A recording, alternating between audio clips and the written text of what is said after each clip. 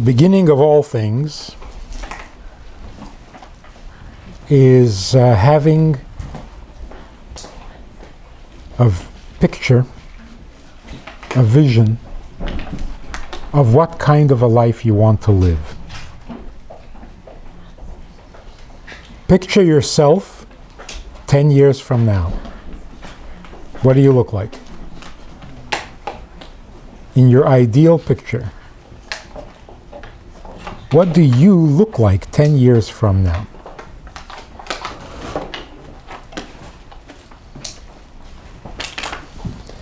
Do you picture yourself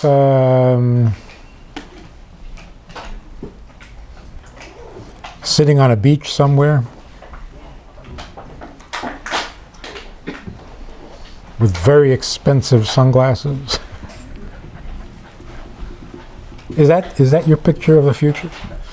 Do you see yourself standing in front of this mansion that belongs to you with really expensive furniture and very impressive crystal chandeliers? Is that you? Do you picture yourself sitting on a couch and 6 kids are climbing all over you, 3 of them in diapers? Is that you?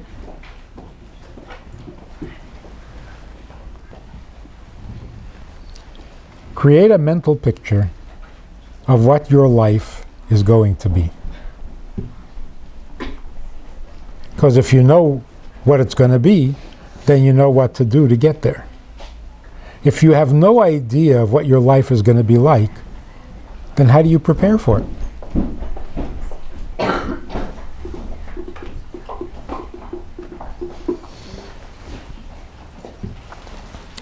Sometimes kind of shocking, where a woman will say to me, you know, I've been trying to get married for years, 9 years, 10 years. It's not happening. Why? So we talk a little bit, and I ask her, like, what do you see? Where are you going? What is your ideal future? And she describes her ideal future, and it comes out, for that kind of a life, you shouldn't be married. Marriage will not get you there. No wonder you're not married. Your desire to get married and the picture of your life, as you imagine it, don't go together. That's like, very simple example. If your picture of the future is a mansion on a lakefront and so on, don't marry a guy who teaches in Cheder. It's not going to happen. So if you know what your picture is, then you know how to get there. You know what's going to bring you there. You know how to prepare for it. If you don't have a clear picture, then you don't know how to prepare. So what is our picture of life? It's not the beach and it's not the chandelier. What is your picture of life? A Shabbos table full of guests? And a husband who inspires everybody with his brilliance? Or a table full of Shabbos guests and you inspire them with your brilliance? What's your picture?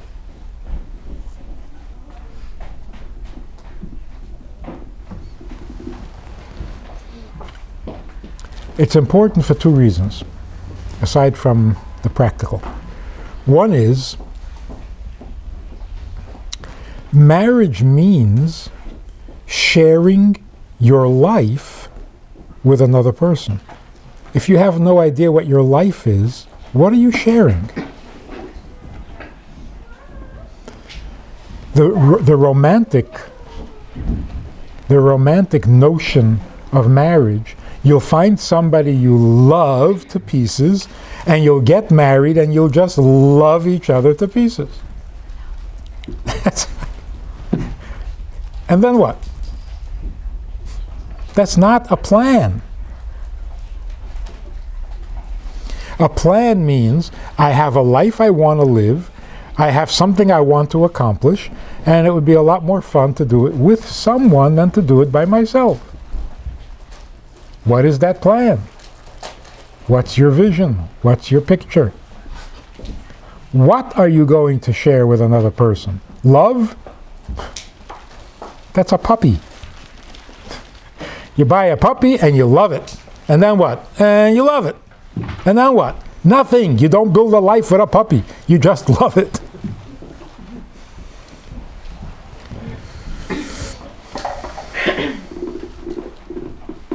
Secondly, how do you raise children without a plan? What do you tell your children? Grow up. I loved hearing that all my life. Grow up. Into what? Give me a clue. Give me a hint. Something. Grow up. Be a mensch. What exactly does it take? What does it mean? You tell your children to grow up into what? Oh, I don't know, just don't get in trouble. It's not a plan. So what happens in American life today? I'm sure you've seen the pictures, the movies, the advertisements. Adults who have children and are devoted to their children have no life. They live their children's life. You ask the average mother, what are you busy with? Piano lessons, karate lessons, swimming lessons. Whose? She's not swimming, she's not taking karate, and she's not playing piano. She's just shuffling her kid from one to the other. And she thinks she's being a fantastic mother because she's catering to her child's needs. She's not being a fantastic mother, she's a chauffeur. She's living a child's life, and the child doesn't have a life. The way it's supposed to be is, you have a life and your child runs to keep up with you and wants to inherit that life and repeat it in her own family when she gets married. But when you don't have a life and you're living your life around the child, nobody has a life. So when we don't have a picture of what we want to be, what we should be, where we're going, what we're building, what we're accomplishing, nothing works. Nothing works.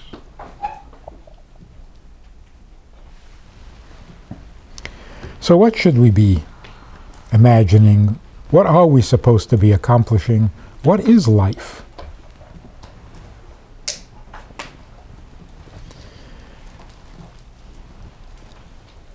The way we are raised, I mean ideally, we're basically taught that nobody can afford or has the right to be a private citizen. This notion of, I get my life, it's my life, I'll get my life together, I'll have my life, I'll live my life. What are you talking about? There is no my life. We're raised to feel committed, responsible for the world, for the community, for others, for everybody, and for everything. Because what we do affects everything. It affects the whole world. We either bring Mashiach or delay Mashiach. We either bring the world up or we bring it down. There's no private life. This is what being a shliach means. Anybody follow the banquet online yesterday? No? The guy made one very, very strong point. He said, my father was brought into Chassidus. One man affected one man, brought him into Chassidus. This one man had 4 children. These 4 children are shluchim on campuses.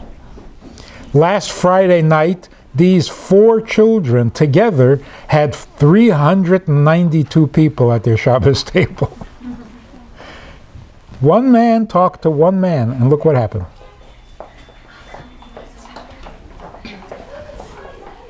And that's just one Friday night. 392 people at their Shabbos table.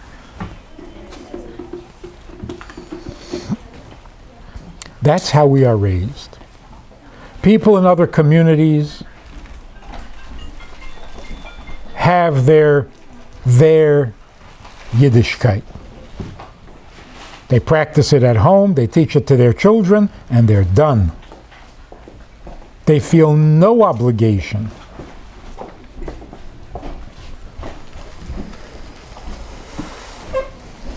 And even people who do kiruv, who do outreach, and they're so excited about it because it really is exciting.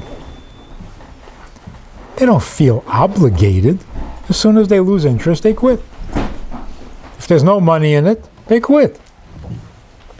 They were not raised with this obligation, with this commitment, with this devotion. But we are. So what is our picture?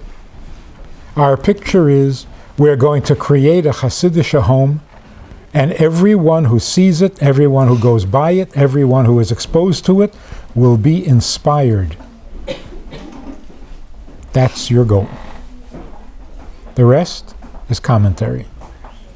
Will you do it with a fancy house? Will you do it with a simple house? Will you have a picket fence? Will it be in the city? Will it be in suburbia? Whatever.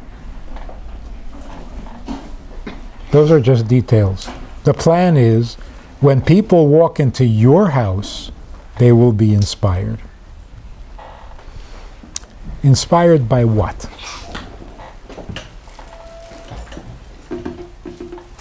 That would be an interesting thing to do. Take a pen and pencil, a pen and paper, and write down, in my home, people will be inspired by the cleanliness.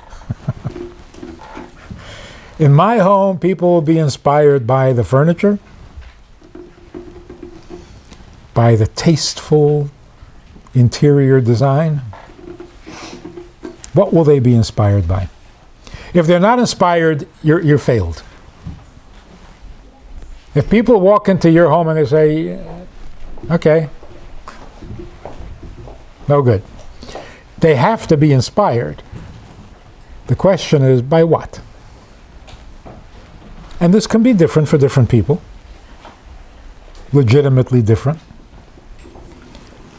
Some people will walk into a home and be inspired by the calm, the peace, the unity, the coexistence of the members of the family.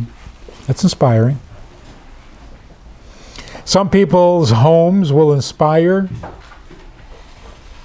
by their values, the clarity of knowing right from wrong.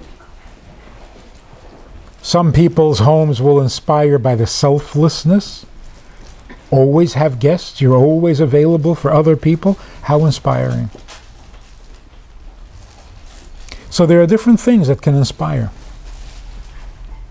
Generally speaking, what inspires people is higher value. If you have higher values, people are inspired. They want it. They're jealous. They want to know how you got there and how they can get there. And that's before you even open your mouth. That's just you. That's just the home you created. That's our goal. Now, if you can do this in a place where there are no other inspiring Jews, well, that's a real shlichus. But wherever you are, that's the goal. I will create a little space in this world that is better than this world. That makes sense? A little piece of heaven. But a little piece of heaven doesn't mean that you are completely blissfully happy out of your mind. No. It means that whatever you have inspires others to want to be better, to want more. And of course, it begins with your children. Do they find you inspiring? Do they admire what you're doing with your life? Are they proud? That's a good goal. Once we get our goal clear, then we can talk about how to get there. What does it take? What are the steps? What helps and what doesn't help? But if you forget where you're going, nothing's going to happen. You'll spin your wheels, you'll get frustrated, nothing's going to work. And then people who have no picture of what they want their life to be run around angry at God because God is not giving them what they want. But they don't know what they want. They just want to be happy, whatever that means.